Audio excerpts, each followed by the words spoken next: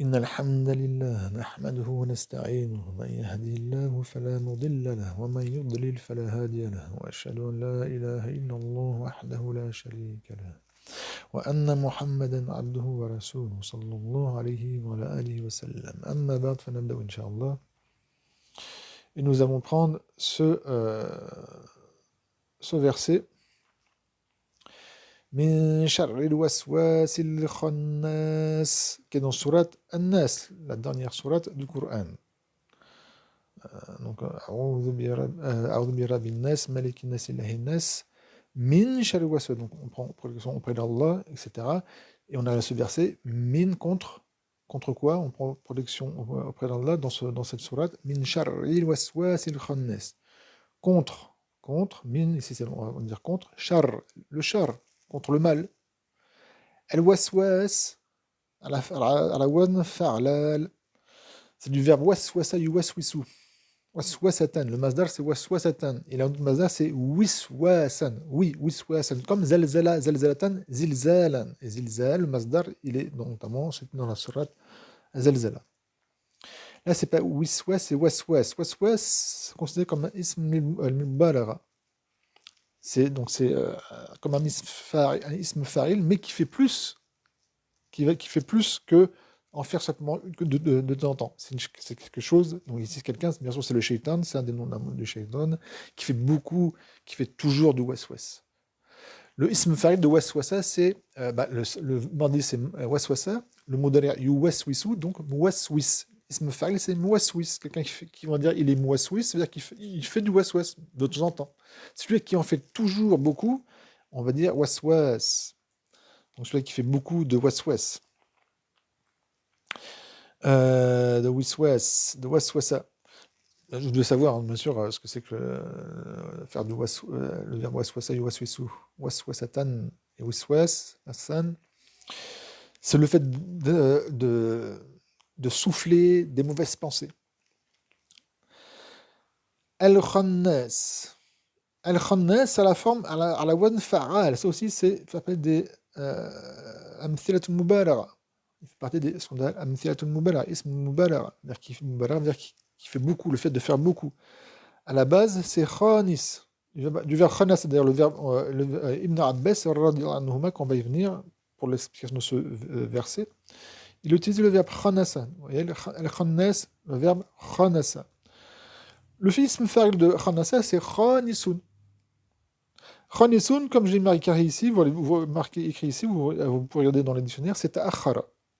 Ta'akhara. Et le fait de se reculer. Il se recule. Ici, dans ce contexte, on va dire, par exemple, qu'il se dérobe. Hop, c'est-à-dire que le shaytan du mal du waswas, et de celui qui insuffle, qui n'arrête pas d'insuffler les mauvaises pensées, et qui est aussi al-khannas, et qui se dérobe. On va voir quand est-ce qu'il se dérobe et quand est-ce qu'il fait le waswas. Par rapport à Ibn Abbas, radiyallahu anhuma. Et le khannas, c'est la forme fa'al. Comme Ghaffar. Dans Surat An-Nas. On vient maintenant à la parole de Ibn Abbas. Qal Ibn Abbas, radiyallahu anhuma, ash-shaytanu, donc là il est marfou parce que il est mubtada bien sûr, jathimun. Jathimun, c'est le khabar. Ça veut dire quoi jathimun? Là, tout ce qui est en crochet, c'est moi qui rajoute des mots pour expliquer ce que le mot jathim n'est pas très utilisé, n'est plus très utilisé, donc c'est pas tout le monde qui sait ce que ça veut dire.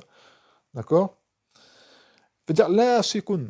Ça me fait faire la saqa. La, ça veut dire qui se colle. Donc le shaitan jathimun. Le shaitan, il se colle. Il se colle à quoi? Subhanallah. Il se colle à la colle bibni Adam. Il se colle sur le cœur du fils d'Adam et des êtres humains. Il se colle à nos cœurs. Waliyadhu billah. فإذا ذكر الله, bien sûr c'est pas ذكر الله. Alors, lorsqu'il fait l'évocation d'Allah, qui Ibn Adam, le fils d'Adam, donc quand l'être humain il invoque Allah, Allah c'est l'afzul jalal, il est mafoul bihi, bil fath, ذكر Allah. Qu'est-ce qu'il fait le shaitan? Khanasa, ta'akhara, il se recule, donc il fait pas le waswas. Quand on fait du dhikr, le shaitan, il s'en va, il se recule. Plus précisément, il se recule. Donc, il s'en va pas définitivement. Il attend, il se recule. Il arrête de faire du waswas. Wa idha saha, et lorsque saha yasahu, lorsqu'il se distrait, donc là on revient Ibn Adam, le fils d'Adam, l'être humain, quand il se distrait, quand il est distrait, wa ghafara, bah, elle rafla, et qu'il est insouciant. Qu'est-ce qui se passe? Eh ben, le shaitan, il fait quoi? Waswasa, ça c'est le verbe, waswasa, c'est ça qui fait le waswas. Donc le meilleur, une des meilleures, déjà c'est la base, entre guillemets, pour que le shaitan ne fasse pas le waswas, c'est de faire du dhikr d'Allah, invoquer Allah. Je vais voir combien de temps il reste. On va continuer, Inch'Allah. An nabiyyina Muhammadin. An nabiyyina Muhammadin sallallahu alayhi wa sallam. Muhammadin ici, il est badal de nabi. Il n'est pas badal de nabiyyina, mais de nabi, qui est mudaf wa na mudaf ilay. Et bien sûr, pour ça qu'il est majrour, parce que nabi, il est majrour par le harf jar, al-asli. Et le badal, c'est un tabir parmi les tawabir al-khamsa. Il y a 5 tawabir. Il y a le badal, il y a atf al-bayan, il y a le tawkid, il y a l'atf, et atf al-nasaq, et le nart, qu'on appelle aussi al-sifa. Donc, de notre prophète Mohammed, sallallahu alayhi wa sallam, an Yahya ibn Zakariya, de Jean, le fils de Zacharie, c'est-à-dire que le prophète, sallallahu alayhi wa sallam, il nous informe que, comme quoi le Jean, le fils de Zacharie, Yahya ibn Zakariya. Faites attention parce que Jean, dans la chrétienté, il y en a deux. Il y a le prophète, Jean, qui est cité dans le Nouveau Testament, dans les 4 évangiles. Jean, le prophète, est cité. Et il y a un autre Jean, qui est un des 12 apôtres. Il faut faire attention, il y a 2 Jean. J-E-A-N en français. Dans la chrétienté, notamment quand vous devez lire le Nouveau Testament, il y a Jean qui est le prophète et Jean qui est un apôtre. Il avait le même prénom. L'apôtre, bien sûr, il n'est pas prophète, mais c'est un apôtre. Parmi les 12 apôtres. Et donc, le prophète Jean, Yahya, qui est le fils de Zacharie qui est lui aussi un prophète. Sallallahu alayhi wa sallam. Comme j'ai bien marqué, alayhi ma, sur eux deux. Donc là, c'est Yahya qui parle. Donc notre prophète Mohammed sallallahu alayhi wa sallam nous rapporte de Jean, de Yahya, qui est le fils de Zacharie, sallallahu alayhi wa sallam, comme quoi il a dit. Donc c'est Jean qui parle. Alors c'est un hadith qui est plus long, mais il y a plusieurs passages qui sont très intéressants. Tous ces passages sont très intéressants. Donc c'est pour ça que j'ai pris que ce passage-là qui nous intéresse. Donc, et là, Yahya, il s'adresse aux Yahoud. Donc Jean, il s'adresse aux Juifs. Et il leur dit, vous savez que Jean faisait partie de la communauté juive et il annonçait la venue de Isa, de Jésus, alayhi salam. Wa amurukum, et je vous ordonne, an tadhkurullaha, est-ce que vous citez Allah, est-ce que vous invoquez Allah, et faire du zikr. Du verbe dhakara yadhkuru, an tadhkuru. Alors bien sûr, j'ai pas mis les harakats. An tadhkurullaha. D'accord? Alors, tazkuru, il est mansoub. Sinon, sortez tazkuruna. Mais le noun, l'effacement du noun, c'est la création du nasb. Il est où le nasib? Celui qui est rendu nasib, c'est an. An, c'est harf masdar. Wa nasb wa istiqbal. Donc, de nasb, donc celui qui est rendu mansoub. Et masdar. Wa marakum, et le masdar mu'awwal majrour bi harf al-jar al-mahdhouf. Eh oui. Parce qu'après le verbe amara, c'est amara bishay'in. Zaydan. Bon, on va dire amara amrun bishay'in Zaydan. Am a ordonné une chose à Zaydan. C'est pour ça qu'on sait que ici le masdar mu'awwal, il est majrour par un harf jar qui est effacé. Et donc le masdar mu'awwal, on va faire un taqdir, on va l'estimer comme wa amrukum bi dhikrillahi, ou si vous voulez bi dhikrikum Allah. Je ne vais pas tout détailler parce que là, ça va prendre du temps. Ceux qui vous êtes très débutants, vous ne comprenez pas trop, mais ça va donner des approches. Pour les autres, ils comprennent pourquoi on peut le dire par Amurukum bi dhikrillahi, on peut dire aussi Amrukum bidhikrikum. Allah. Et Allah, le lafz de jalal, il est mansoub. Pourquoi c'est le maf'ul bihi du masdar? Parce que le masdar ici, ya'mal amal al-fi'l.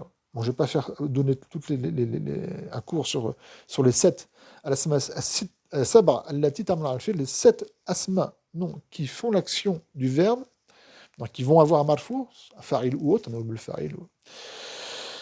Et ils vont avoir aussi ils peuvent avoir un maf'ul bihi, etc.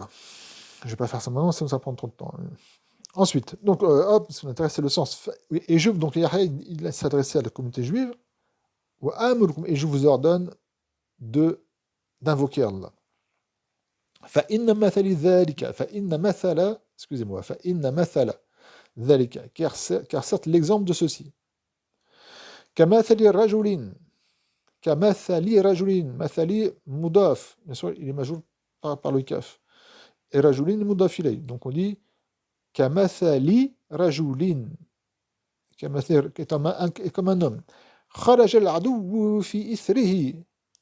Dont l'ennemi, et le mot al-adoou, il est aussi bien pour le mufrad que pour le jam. Bien qu'on dit aussi pour le jam, arda'un.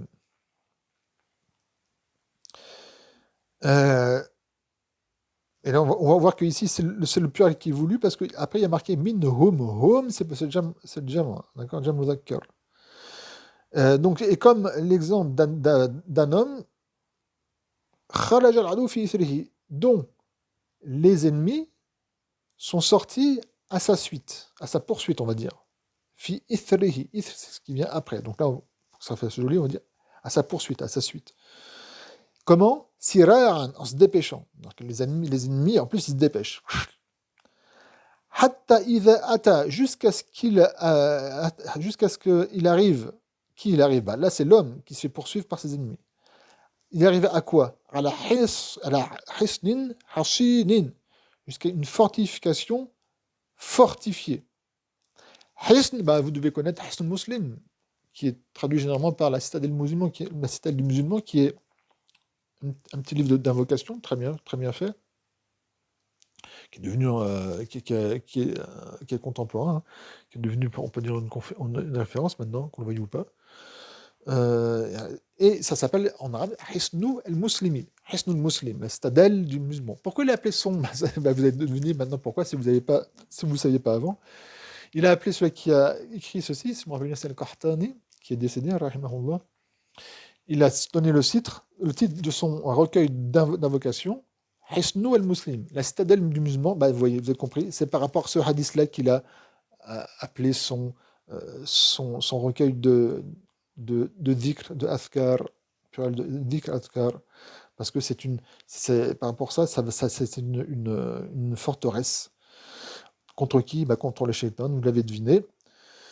Alors, hasin, du verbe hasana, le fait de fortifier. Alors, c'est pour faire comprendre que cette forteresse, elle est vraiment bien fortifiée, c'est vraiment une place forte.